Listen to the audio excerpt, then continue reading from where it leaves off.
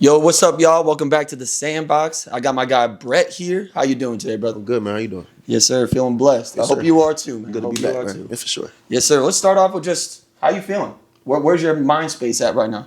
I'm good, man. You know what I'm saying? Like, I'm definitely in a better place. I took a little hiatus from like making music, but I'm in a good place. You know what I'm Okay. saying? I got a lot of new things coming out, a lot of new things focusing on. So 2026 is gonna be a big year for me for sure. Exciting, man. Yeah, man. What's your goal at the moment with this music you are making? Um, I'm trying to, essentially get to performing more. Last year I performed a lot of different places. I performed at this place it's called Render. It's like a tech conference. I opened for like Wayne Wonder and Elephant Man. It was a pretty big venue. It was probably like the biggest venue I like performed at. So it was like a festival style performance. Oh, So I'm dope. trying to get like bigger performances. Like I'm starting to get paid for performances now. So trying to get my name out there because I've been performing for quite a while. So that's really what I'm trying to focus on more. I'm a lot more comfortable now performing. So it's Does pretty it good. feel different when you are getting maybe some of that back end in regards to the performing? Yeah, it's a lot different. In the beginning, saying like the reward was performing. But when you perform all the time, that's like, this is my job. So me getting compensated for something I love to do is the best feeling in the world. Heard, man. That makes it feel like my efforts are finally getting Yeah. a little bit of recognition Yeah. from others because you getting it from your circle, but Yeah. to see it from other people you don't know, that's huge. Yeah, for sure. And like have people reach out to me saying they want me to perform here and here. It's like it's definitely beneficial to me. It makes me feel like, what I'm doing is working. Because, as an artist, a lot of people feel like they're lost. Like, I don't know what works. So, like, right now, it feels like what I'm doing is working. I'm just trying to stick to it. Gotcha. We were talking about you taking a little bit of a hiatus. August 16th, 2024. Your last song dropped. Yes, sir. What's been going on in this time from then to now?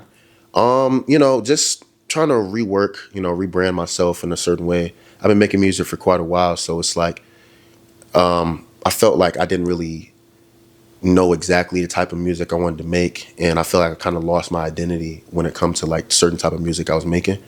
And now it feels like I found myself again, and I know exactly what I'm gonna do. I'm like extremely locked in now.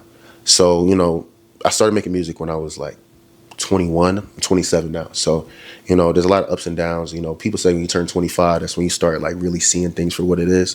In the beginning, it was a lot more fun, but now it feels like this is a business. Like I'm a business now.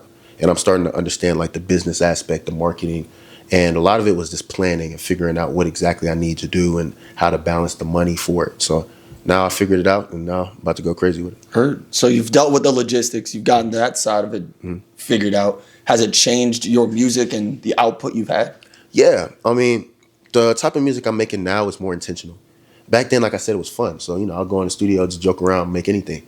But now I'm more intentional with what I write, what I say, how I carry myself. It's definitely, I feel like I know exactly who I am now, especially how I want to present my music, how I want to be presented in videos, even like angles and certain things with cameras. I know exactly what I want and who I am now. In the beginning, you're just figuring out like music is fun. Like it's, get your friends, you go in the studio, make a song. It doesn't really matter. Drop a song, don't even matter. I had no rollout. And I remember I would literally just drop songs, no rollout, no anything. Yeah. Be like, hey guys, song just came out. And that was fun to me. I didn't care about how much views I got. I didn't care about anything. But gotta be more intentional now. It's like I said, it's a business. I like that. It sounds like you got your hand in all of the parts of the music industry now. So your intent is fully there. It's Yes, fully sir. invested. Yep. So what are you most proud of when it comes to your music career in its entirety? I'm most proud of. I mean, a lot of different accomplishments. One thing about, I know we were talking off camera about this, but one thing about me is like, I never really celebrate like small victories. And I'm always thinking about the next thing. Like if I get one accomplishment, I move on to the next thing. But I mean, the biggest thing is like, what I'm saying, like that song I dropped on the 24th, it was on the radio in the Bahamas. And I got a lot of feedback from it, like love from that song. It was like number one on that radio station for quite a while. In that moment, like, saying it sounds good, but like after a year of like, just really digesting that, it made me feel like, yo, this is something that is not normal.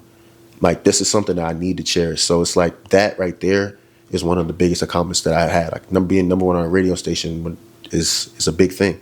And finding ways to, recreate that and go forward from it is something that I'm really working on now. But I feel like that will probably be it. And yeah. So that got you hungrier. Like you're not just sitting and basking in that feeling. Yeah. It's like, I'm proud of it. Took my time, but now it's like, let me replicate. Let me move up, elevate from that. Yeah, what's next? Yeah, Like, exactly. a lot of times, like with artists, like you feel like you open that door that's like that golden ticket that's like, oh, now I'm getting signed or now I'm getting the recognition, and that door leads like it's to feels like it leads to nothing. And a lot of artists can like kind of feel that. It's like I keep having these opportunities. Like I've had labels reach out to me talking about they want to sign me, and that led nowhere. And I had another label to reach out to me, and it's led nowhere. So it's like I've had these opportunities. So it's just something that I feel like I'm looking forward to. Like I'm just trying to adjust to those things. What's gone down in these conversations with the labels? Has it just been not aligning of what they want in versus what you want?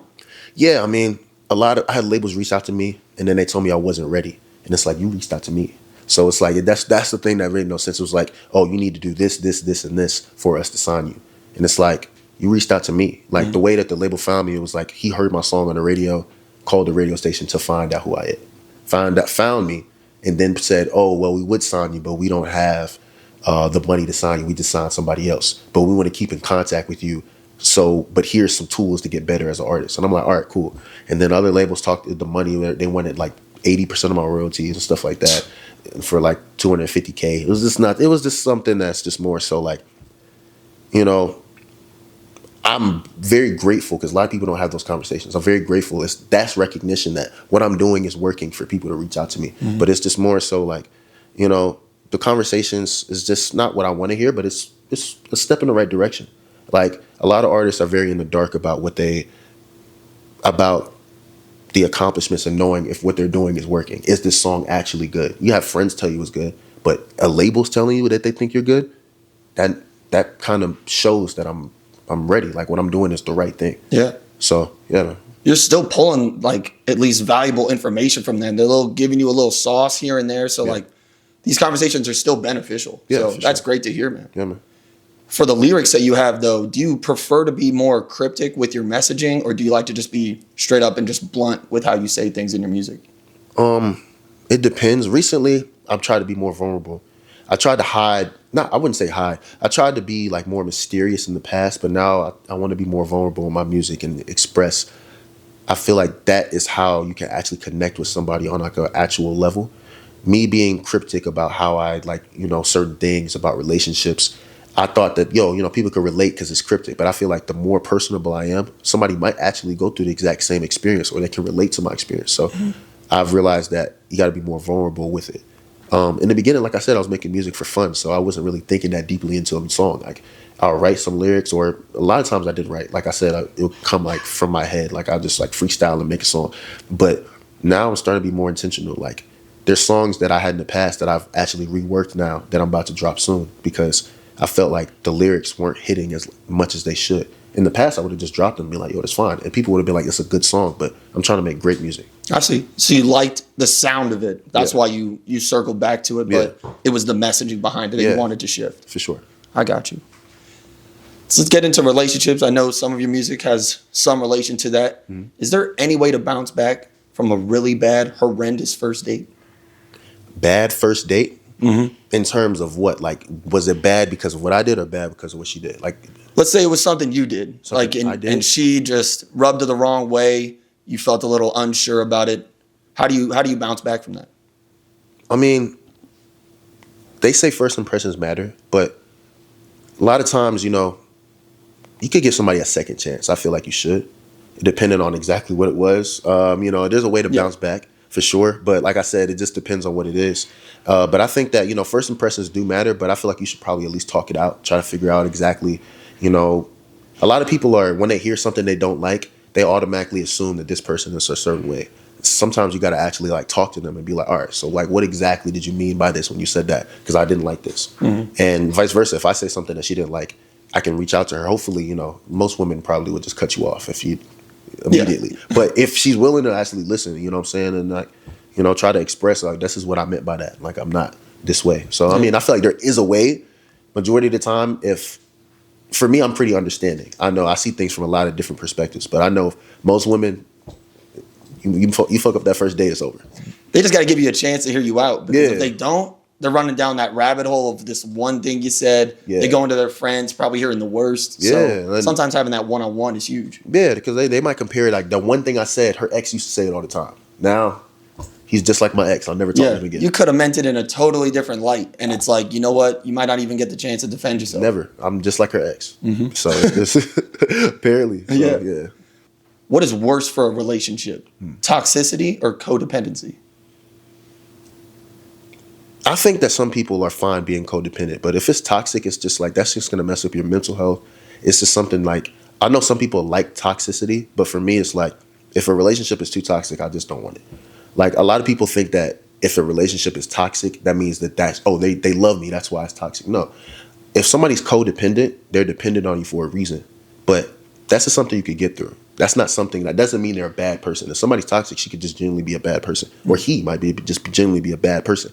And y'all are not good for each other. So I'd rather deal with codependency. Okay, I understand that. Yeah.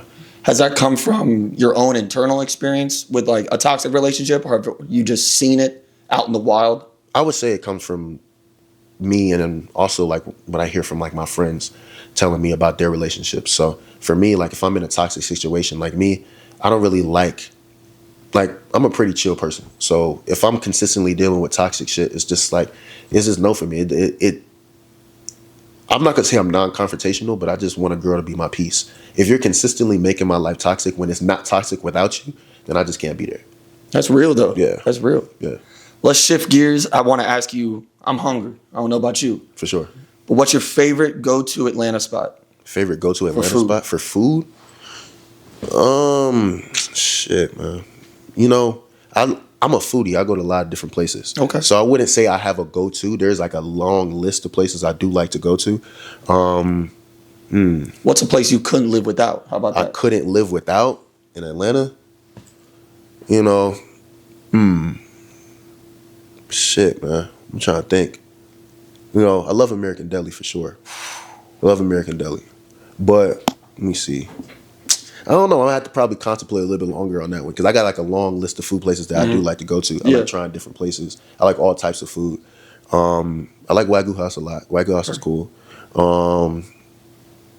I like Asian spots. That's just like for me, like big on Asian food. I saw you like running it down your head. You got like a menu up there. Yeah, it's a lot of different places. And also, since like, you know what I'm saying, I come from a Bahamian background, I love Caribbean food as well. Okay. So it just depends on my mood, man. Like I'll wake up one day and just be like, I want this. And that's the big thing for me. So Okay. yeah, man. I like that.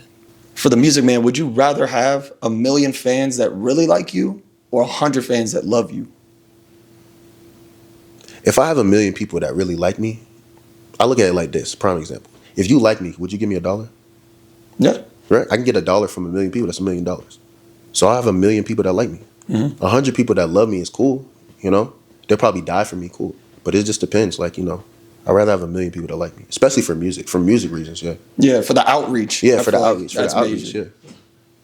At this point in your life, are you more of like a club going out type of person, or have you shifted more into being a homebody? I never really liked going out that much. I'm gonna be honest with you. Like more so, I always went out because I felt like it was like the thing to do, and I just had this like mindset when I was younger. I need to go out to have shit to write about, because I've noticed like during the pandemic I couldn't write anything. I was like, yo, did I just lose it? I thought I was like, yo, I'm done. I can't make music. And then once I started going out, I had everything to write about. So me being at home too much makes it harder for me to write. So that's the reason why I go out and do things. Majority of the time, it just makes me feel like, you know, it's easier to write and to network, meet people. Meeting new people is very important. Now, if a perfect day for me would definitely be me at home, watching TV, playing video games, chilling, maybe writing a song, listening to music. Little American Deli. Yeah, 10-piece wing combo. maybe for sure. Yeah. That'd be a pretty good day for me. Like, so I've always been that way. Like, I'm not really big on like going out all the time. It's cool to go out, but a lot of times I'll go out is because of my friends. Yeah. I feel like it takes your energy. Yeah, like one thing about me, I have like a social battery. I'm very like outspoken. I'm good at talking. I'm a very good talker. But once my social battery is gone, it's like I gotta go. And I'm very big on Irish goodbyes. Yeah. Yeah, for Okay. sure. Like I'll just disappear. I'm the same way. Sometimes it's even more energy to give out. People mad at you that you Yeah. leaving early. Yeah, It's bro. like you got to do what you got to do sometimes. Yeah, but they'll be like, "Why are you leaving?" I don't feel like explaining to you why I'm leaving. I just want to go home. It might hurt your feelings. I don't want to be here. Yeah, Like, exactly. Now you feel like, oh, you don't like me. No, it's not nothing to do with you. I just want to go home. yeah, people do turn it into like, what did I do? Yeah, what and did I like do? sometimes Yeah. it's just like your just social don't like battery, it. like you saying. Yeah, I have friends literally call me, Brett, where'd you go? I'm at home. Like, when'd you leave? Like 40 minutes ago. They don't even notice. I literally sneak out. So, hey, yeah, man. What would you tell your younger self? Something that has stuck with you for a while, and you're just like, damn, I wish 15-year-old me knew this. Let me dwell on that a little bit longer. Yeah, you good. I was gonna say like the lottery numbers or like buy Bitcoin or some shit like that. Oh, you meant like that? I mean, No, yeah. I was just joking. But For me, just mainly believing in yourself. When I was younger, I would say I've struggled with my confidence a lot more. So just believing in yourself and don't worry about what other people think, especially with music. A lot of people, you can't worry about what other people think when it comes to you making music. It's literally self-expression. Mm-hmm. So you have to believe in yourself before you believe in anything else. So I would just tell me, literally just believe in yourself more. Sure. And you don't have to rely on the outside noise for validation. Did this come over time, learning this, or Yeah. was there certain moments where you're like, damn, if I just had that confidence, like I could have been there already? For sure. Like I don't think you should regret anything, but there's times where I think on previous situations and they could have turned out differently just based off of how I reacted to them. So if I just had a little bit more confidence in the situation, I could have been farther along in this. Mm-hmm. So instead of me just counting myself out back then, like, oh, I'm not good enough for this, like whether it be like jobs, oh, I don't know if I'm ready for a job like that, or I don't know if I'm ready to, perform here. I don't know. But if you're getting the opportunity, you're ready. That's just how I look at it. If you're getting the opportunity, you're ready. Yeah, run with it. Yeah. And if you're not ready, you found out by doing it instead of just being like, no, I'm not going to try. True that. Do you ever catch yourself being a hypocrite or maybe not practicing what you preach? I mean, yeah, for sure. Like I'll tell my friends, hey man, you got to lock in, you got to be more focused on certain things. And then, just times where I procrastinate and literally do the exact same thing that I'm telling them not to do. But, I'm human, so I'm not perfect. So, hey, I get that though. We all human. Yeah, that's real shit. So I'm going to end it off with, I'm going to give you a couple of phrases and I want you to describe it in at least one word. Okay. Or in one word, not at least. I'm going to cut it down to one. Okay. How about club culture? Dying. That's true. How about a culture vulture? I would just say whack. How about Drake? Goat. Murder music.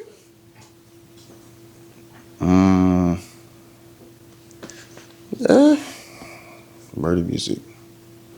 Lit. Bah, bah, bah. Lit. Oh, okay. Yeah, lit. How about pumpkin patches? We in the season, so. Romantic. Romantic. Okay. For sure. How about pimple patches? Hygienic. There you go. LeBron, Raymond James. Best basketball player of all time. Thank God you said that because I don't know what I would have done. For sure. Hey man, I appreciate you coming out, Brett. Always a pleasure, man. Sandbox, we out. For sure. Yes, sir. Yes, sir.